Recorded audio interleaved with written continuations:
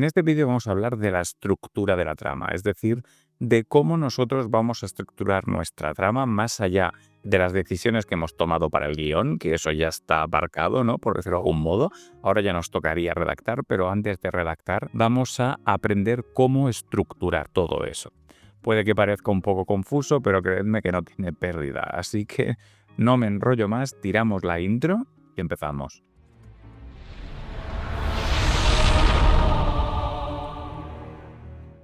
Antes de empezar, varios apuntes que me dejasteis en los comentarios del vídeo anterior. Lo primero, me comentasteis que os gustaría que hiciera pues una lista de reproducción con todos los vídeos que recogen pues esta serie de cómo escribir una novela o una historia, y eso es exactamente lo que he hecho, así que os dejaré aquí arriba el enlace a esta lista de reproducción donde está absolutamente todo lo que hemos hecho hasta la fecha y donde obviamente este vídeo va a estar incluido en esa lista y todos los vídeos futuros que hagamos sobre este tema pues también estarán allí, y así pues tendréis en un solo lugar todo este curso, vamos a decirlo así, de cómo escribir tu novela o tu historia. Eso en primer lugar. En segundo lugar, también me habíais preguntado el tema de los GPTs que comentamos la semana pasada, de si estos GPTs eran gratuitos o de pago. He estado investigando y a ver, el usar el GPT en sí es gratuito, sin embargo el crear un GPT es una función de pago. Así que bueno, teniendo esto en cuenta, tenemos que hablar más del tema de los GPTs porque usaremos más esta tecnología más adelante. Ahora mismo no, estamos en clases de teoría y por lo tanto aquí pues ni GPTs ni hostias, pero que sí que más adelante es algo que como una utilidad. Al final, tened en cuenta que esto es algo que no es fundamental realmente. El usar o no una inteligencia artificial no es algo que realmente sea necesario 100%. Es simplemente algo pues, que os puede ayudar pues, a agilizar un poco el proceso. Pero no es algo fundamental, y sobre todo si estáis empezando, es vuestra primera novela o vuestra primera historia o la primera vez que hacéis algo de este tipo, también creo que es bastante mejor que lo hagáis a mano y que luego cuando ya lleváis cierta práctica, entonces sí que es cuando tendríais que saltar a utilizar este tipo de tecnologías, ¿no? Pero que para aprender realmente no hay nada mejor como hacerlo a mano, que es como realmente vais a aprender. Luego ya cuando ya tengáis el tema aprendido, pues sí, podéis experimentar con todo esto. Como os digo, ya hablaremos del tema GPTs y todo esto más adelante, dentro de un par o tres de vídeos, y hablaremos más del tema, por lo tanto ahí no os preocupéis que veremos eso, veremos alternativas o cómo lo podéis hacer o lo que sea, si realmente os interesa ese camino. Pero que os digo que ahora mismo tampoco tendría que ser lo que os obsesione, porque perfectamente todo lo que estamos viendo en este curso se puede hacer de manera manual, y yo de hecho siempre empiezo explicando cómo se hace de manera manual, porque si es la primera vez que lo hacéis, realmente recomiendo el camino manual antes que saltar a una herramienta que es importante que conozcáis que existe y que se puede usar de este modo, pero que a alguien que no lo ha hecho de manera manual no le recomendaría ese camino hasta que realmente asiente el conocimiento que hay detrás de hacerlo de este modo, ¿no? Y ya para finalizar toda esta introducción, digamos, también deciros que, como ya sabéis, este vídeo en principio ha ido a hablar un poco de la redacción, del apartado en sí de redactar, pero me he dado cuenta que realmente os faltaban ciertos conceptos que yo no he contado realmente, el cómo conseguir una voz propia, el cómo estructurar de manera interna una obra, ¿no? Y es algo pues que quiero, digamos, solucionar con estos dos vídeos que vamos a hacer, uno el de esta semana y el de la semana que viene, donde hablaremos de estas cosas, ¿no? Conocimientos que vale la pena tener, que luego más adelante cuando,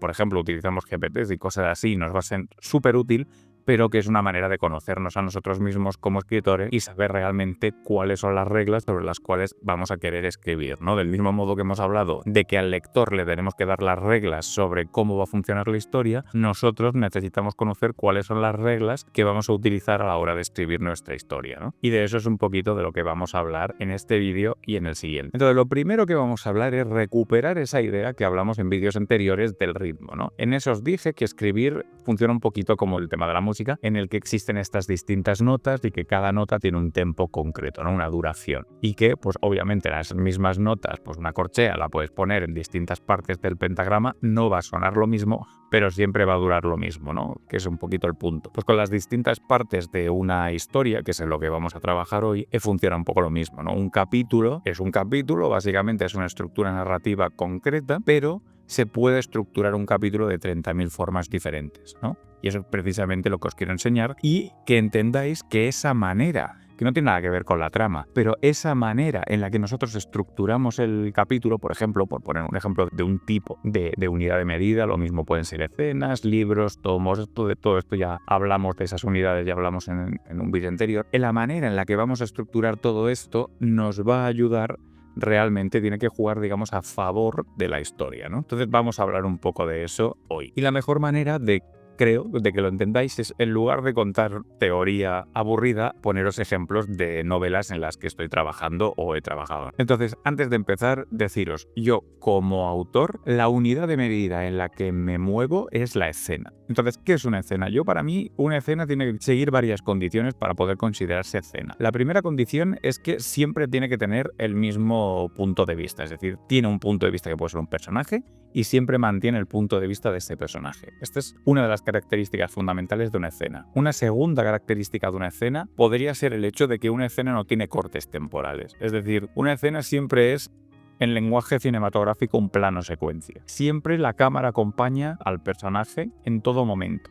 En el momento en el que existe un corte, y ya vamos al mismo personaje, pero hay una elipsis temporal, ahí ya estamos en una escena completamente diferente. Y luego una tercera característica de la escena es que no suele tener saltos espaciales, en el sentido de que siempre sucede en el mismo espacio. Si es una habitación, si es un bosque, si es lo que sea, pero se puede mover dentro de este espacio. Vamos a decir, por ejemplo, estamos en un templo, pues a lo mejor dentro de la misma escena van a distintas habitaciones del templo. Lo que no vas a tener es, yo que sé, estamos en una ciudad y luego saltamos a una ciudad completamente diferente. O existe un viaje, o existe no sé qué. Las escenas, por ejemplo, pueden ser de viaje, pero lo que sería el escenario de esa escena de viaje puede ser el camino. Y lo vemos avanzando en el camino y no hay elipsis, ¿no? Eso es para mí lo que entendería como escena. Algo que desde el momento en el que empieza hasta el momento en el que acaba, has tenido la cámara en el hombro del protagonista o de la persona en el que está el punto de vista de esa escena y que no te has separado de esa persona en toda la parte de la escena, ¿no? No hay ningún tipo de salto temporal ni digamos espacial. Eso es lo que podemos definir como escena. Entonces, yo uso mucho esta unidad de escena a la hora de trabajar, porque para mí es lo que más me ancla, ¿no? Los motivos por los cuales hago esto los comentaré al final del vídeo. También es importante saber que la escena para mí es la unidad de medida más pequeña que yo voy a tener de cara al público. De cara a mí, obviamente, tengo los beats y tengo los bullet points que ya hemos hablado en vídeos anteriores, pero de cara al público, lo más pequeño que el público va a ver que yo escriba van a ser escenas. Entonces, dicho esto, quiero poneros 3 ejemplos de cómo yo la misma unidad de medida, que es la escena, la utilizo de manera diferente en función de la obra en la que estoy trabajando. Yo os voy a poner 3 obras en las que estoy trabajando. La primera es La sangre del invierno, que es la que estamos trabajando en esta serie, y luego 2 novelas que también estoy trabajando en ellas, que una sería la de Serial, que es una novela paralela. Para mí las novelas paralelas, digamos, son novelas que en primer lugar son autoconclusivas y en segundo lugar, aunque estén dentro del universo de Eoren, son historias que no son, digamos, la trama troncal, ¿no?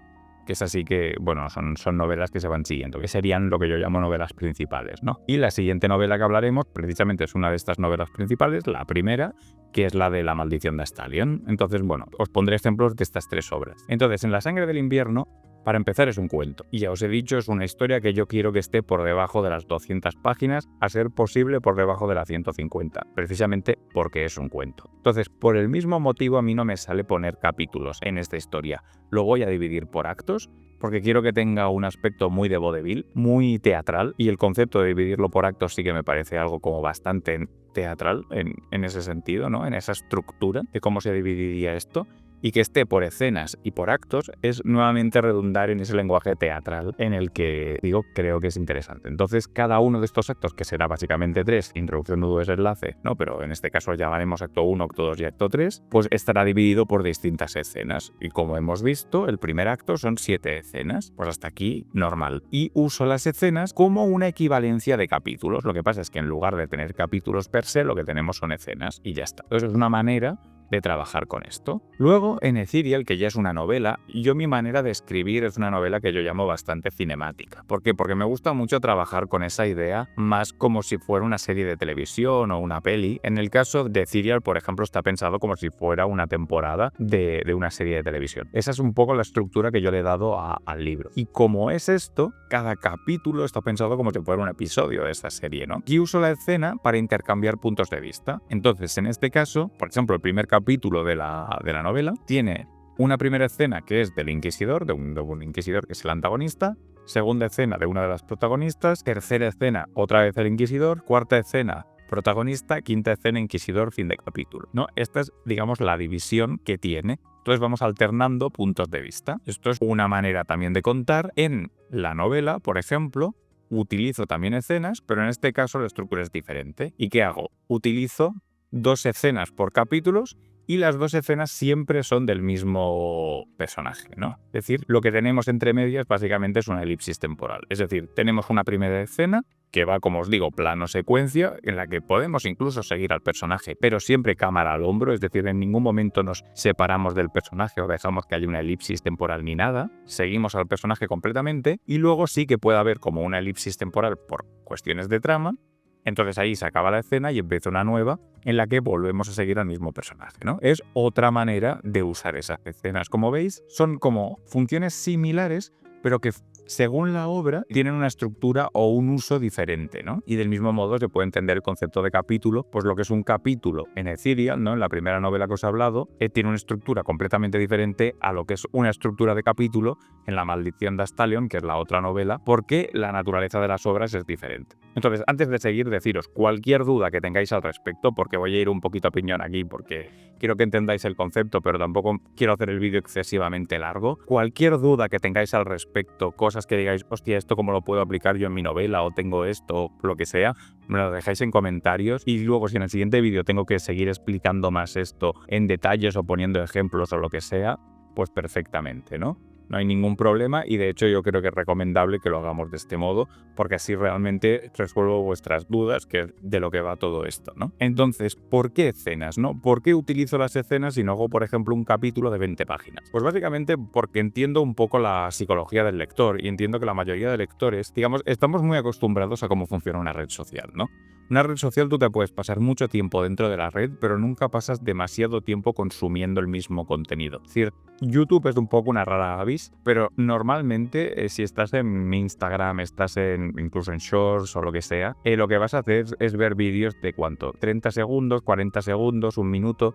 ¿Por qué? Porque esto genera dopamina porque completas tareas rápido, ¿no? Entonces completo una tarea, venga, voy a saltar a la siguiente y luego la siguiente y luego la siguiente y es una manera de funcionar. Las escenas consiguen el mismo efecto en el lector. Es decir, en lugar de yo meterte un capítulo de 20 páginas, te meto un capítulo de 20-25 páginas, pero dividido por escenas de 5 páginas. Entonces, ¿qué vas a hacer tú? Vas a completar la primera tarea, que son 5 páginas. Pues hostia, de 5 páginas se leen rápido. Bueno, completo esto y luego tengo otra tarea que a lo mejor son 5, pero a lo mejor son 4, a lo mejor son 3, a lo mejor son 6, pero son poquitas páginas. Me puedo permitir completar esa tarea. La voy a completar.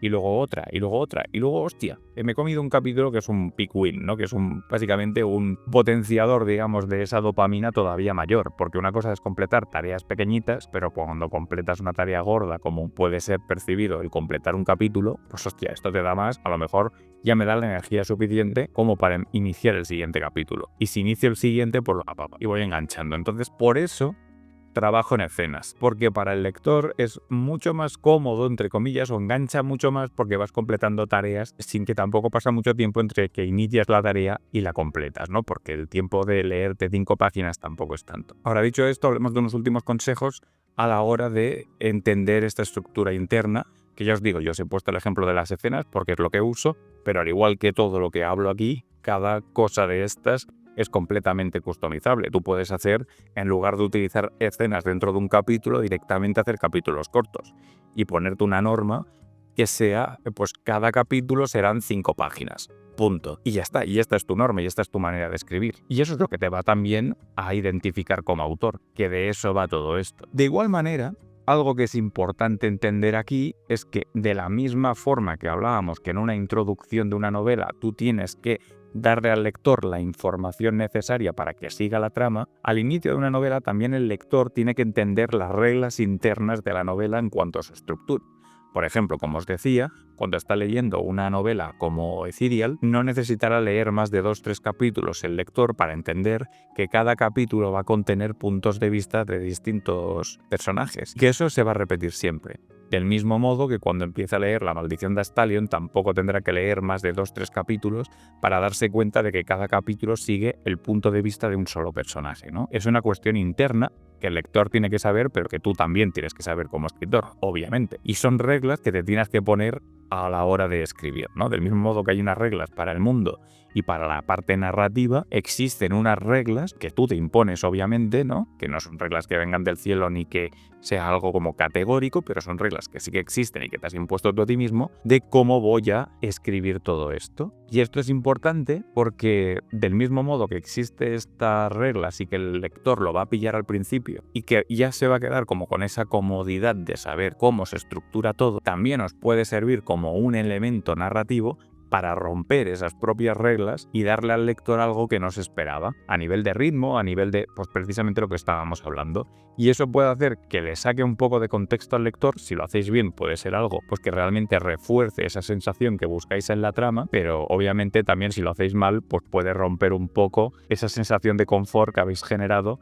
al crear una estructura pues narrativa de la manera que la hayáis creado, ¿no? Un ejemplo que os puedo poner, aunque sea un poquito más visual, es el de Watchmen, ¿no? Watchmen juega con una cuadrícula de 3x3 y siempre es la misma cuadrícula, ¿no? En todas las páginas siempre juega con la misma cuadrícula, es un poco ese equivalente al ritmo. Luego obviamente está esta cuadrícula, aunque esté ahí implícita, luego puede juntar, pues a lo mejor arriba son 2 más 1, luego tal, pero siempre es 3 filas, ¿no? Y luego las partes de arriba pues se pueden juntar o se pueden juntar en vertical o en horizontal, puede ir acoplando, pero siempre es 3x3, ¿no? ¿Qué pasa? Que cuando llega la parte final del cómic, los que no hayáis visto ni la peli ni leído de esto, bueno, tampoco es mucho spoiler, pero digamos que pasa un evento que es bastante potente hacia el final de la historia, y eso como lo potencia el cómic, haciendo que durante 5, 6, 7 páginas, no me acuerdo ahora mismo exactamente cuántas, toda la página es una sola viñeta y una imagen que impacta y ¡pam!, ¿no? Y que golpea como varias veces